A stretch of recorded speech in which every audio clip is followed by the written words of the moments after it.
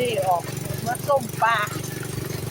ออกมาส้มปลาอากาศรู้สึกว่าสิเย็นเนาะพี่น้องขี่รถหนาวได้ใส่เสื้อแขนยาวจ้าวันนี้ออกมาเที่ยวป่าออกมาเบิ่งน้ำไห้น้ำพุเนาะพระเจ้าเนาะรู้หนาวเย็นๆซะอากาศเริ่มหนาวแล้วค่ะ2 มื้อแล้วเนาะ